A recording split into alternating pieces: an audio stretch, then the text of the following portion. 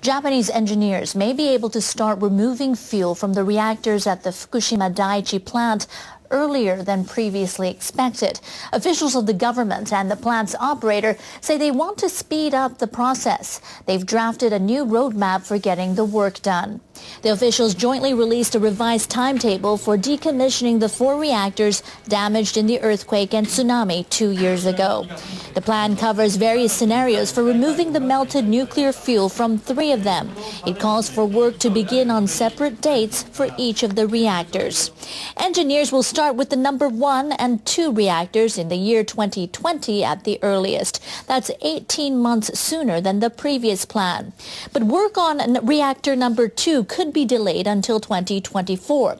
It'll depend on how quickly engineers can decontaminate the reactor building. Radiation levels remain high at the plant. Engineers now depend on remote-controlled robots to work inside the reactors. The timetable is subject to change depending on whether they can develop new technology.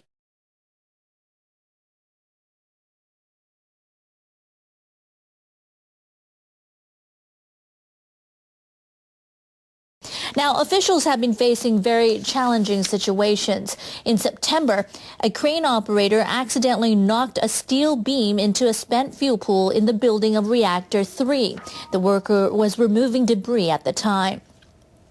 A power blackout in March caused the suspension of cooling systems for spent fuel over the course of nearly 30 hours. Officials believe a rat caused a short circuit in an electric switchboard. Contaminated water leaks are another problem. Utility officials say groundwater is seeping into the buildings at a rate of 400 tons per day. The more time it takes to decommission the reactors, the more risks engineers will be exposed to. They need to revise the roadmap as they go to deal with the specific difficulties they encounter and prepare backup plans. The biggest challenge will be to remove melted fuel from the crippled reactors. A meltdown occurred in 1979 at the 3 Mile Island nuclear plant in the United States, but the melted fuel remained within the reactor's core. The meltdowns at Fukushima Daiichi caused the fuel to eat through the core of the reactors. Engineers still don't know the exact location of the melted fuel.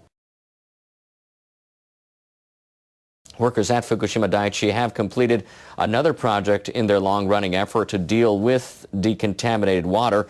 In April, they found a number of leaks in the underground pools at the nuclear plant, but they finished transferring the water from those pools to tanks above ground.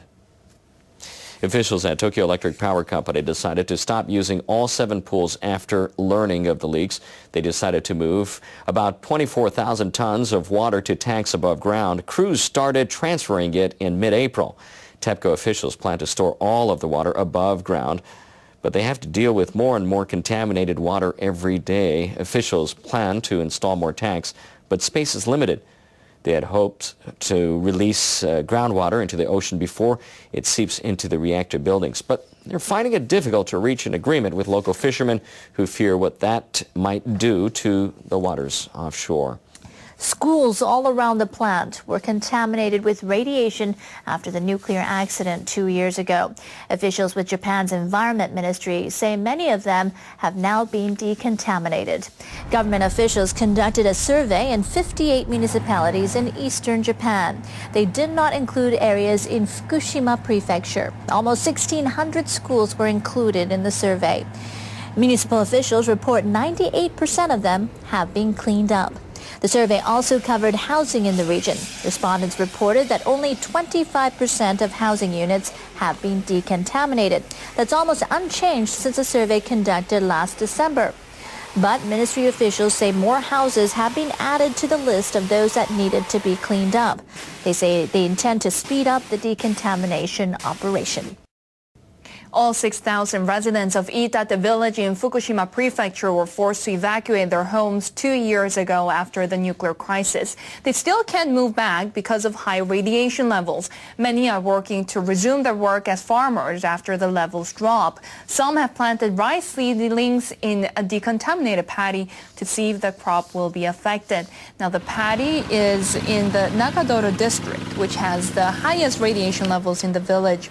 In August, workers removed 5 centimeters of topsoil from the paddy. Levels of radioactive cesium in the remaining soil reportedly fell more than 90%. Village officials plan to harvest the rice in September. They will dispose of it after analyzing how much cesium it contains. It's tough and sad for us to throw our crops away. But we are looking forward to positive results from the test, as that will help bring us a bright future. An ITAT official says he hopes the result of the test planting will lead to an early return of the villagers. Many Fukushima residents are still not allowed back into areas of high radiation. But now Japanese Environment Ministry personnel are planning a trial cleanup. Government officials designated certain areas in 7 Fukushima municipalities as no-go zones. They previously delayed major cleanup operations for fear of radiation exposure. But in August, they'll start cleaning up the town of Namie. They'll work on residential areas, roads, and fields. Then in September, they'll start work at kindergartens and hospitals in Futaba town. The officials plan to evaluate the effectiveness of their cleanup procedures and publish the results. Regulators have been checking into the safety of the only operating nuclear plant in Japan. They've endorsed a risk assessment by the operator of the OE complex before stricter guidelines come into effect in July. The regulators asked the people at Kansai Electric to study what might happen if 3 active faults near the plant move simultaneously. Executives from the utility initially argued that such a scenario was unlikely, but they later agreed to assess the risks. Engineers calculated how much the reactor buildings would shake and what kind of tsunami they could expect. They said the reactors are almost 6 meters higher than any waves would be. Regulators have endorsed most of Kansai Electric's assessments. They plan to carry out on-site inspections before deciding whether the plant can stay online. Japanese scientists say global warming is likely to threaten more and more people around the world. They say rising temperatures could lead to extreme flooding in Asia, Africa, and South America. Scientists from the University of Tokyo and the Tokyo Institute of Technology came up with a forecast based on data from the UN. They say if global temperatures continue to rise, large floods will become more common in Asia in the second half of the century. They say floods that used to occur once every 100 years could happen every 5 to 50 years. The risk would double in Africa, South America, and northeastern Eurasia. The researchers say a 2-degree rise in global temperatures would put about 30 million people at risk. A rise of 4 degrees will affect about 60 million people. Now we can add the risk of flooding when we talk about setting targets to reduce greenhouse gas emissions. I think our study is important. Hirabayashi said countries should start taking measures to deal with the threat of rising waters. Floodgates protect people from tsunamis and floods. Up until now, humans closed the gates, either by hand or remote control. But following the March 2011 disaster, people have questioned the effectiveness of these gates. Now, engineers in Japan have come up with a new kind that might work better in a disaster. NHK World's Akane Nakajima has the report.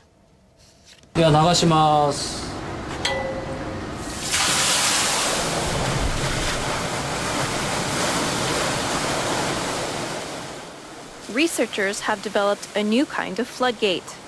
It is activated by flowing water. No manual power is needed. Some conventional seawalls have floodgates that blocks water, but lets people and vehicles through. In emergencies, most gates have to be closed manually or by electricity. During the disaster of March 2011, power failed everywhere. Volunteer firefighters tried closing the gates, but in the effort, more than 60 died. This drew attention to a problem within the system. This is a demonstration facility of a new floodgate.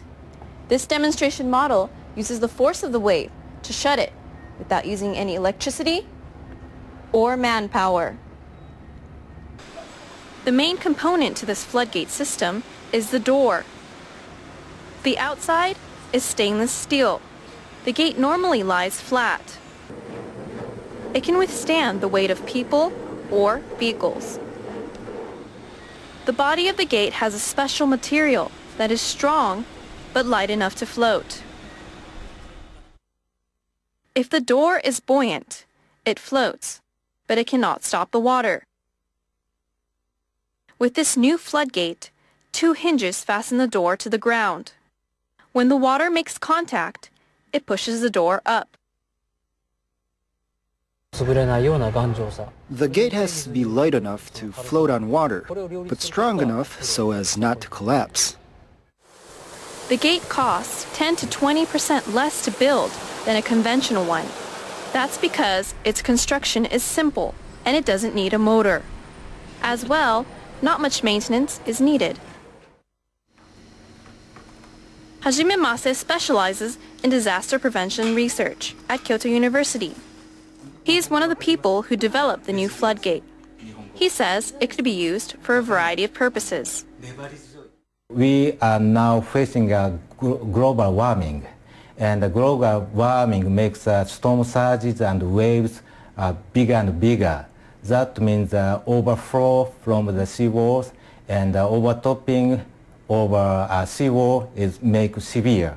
At that place, floodgate is very useful to set at the entrance of the underground shopping mall or something. Using this new method, firefighters no longer have to risk their lives to close the floodgates. They can focus on helping people, as well as themselves. This advancement may save many lives.